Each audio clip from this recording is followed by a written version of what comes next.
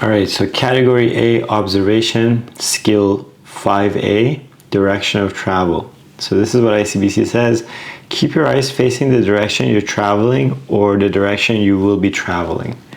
Okay, so for the most part, when students are driving straight forward, their attention is in front of them. If anything, I'm more inclined to tell them, hey, check your side mirrors, check your rear view mirrors, see who's behind you as you're driving straight. Don't just look directly in front of you.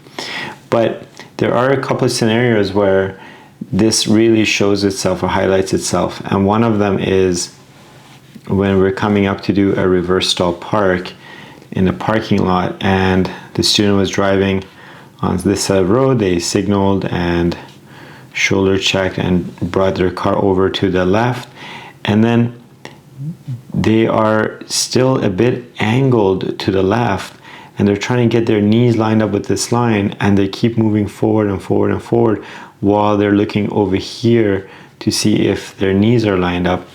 And they don't realize, hey, my car is actually going further and further towards these parked cars. And sometimes I have to tell them, hey, watch out, you're getting too close to these cars.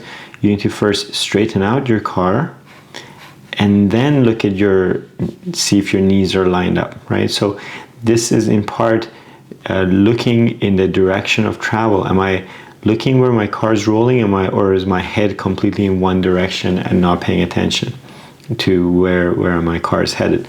And that's one scenario. And then kind of in parking scenario again, they get to a point where now it's time to back up, and their head is looking into the rear view mirror, and they have this thought that, okay, well, the mirror is showing me the back of the car, so if I'm looking into the mirror, I am looking in the direction of travel, and that's not correct.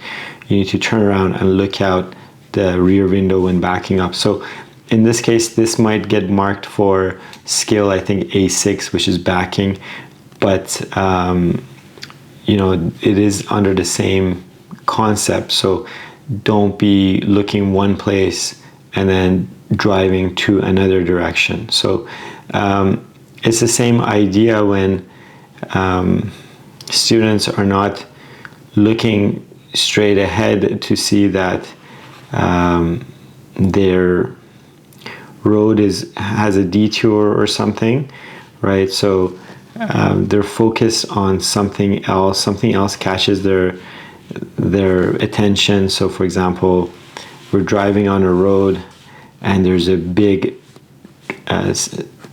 tractor trailer beside them, and their attention goes towards that tractor trailer, and the car starts drifting towards that tractor trailer. And I'm like, you need to look in the direction of travel, right? If you look at this object, you're going to go towards that object.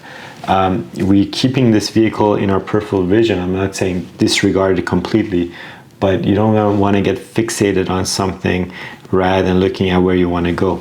So a final example of this is when we're coming up to go around a cul-de-sac, and what happens is students, they need to shoulder check to the right coming into this cul-de-sac, but then they see a garbage truck here, a garbage can here along, and because they're looking at that, they're going towards that garbage can rather than looking in the direction of travel. So their direction of travel should be the center of this lane. So as they're coming around this bend, they need to be looking to where they want to be traveling, right?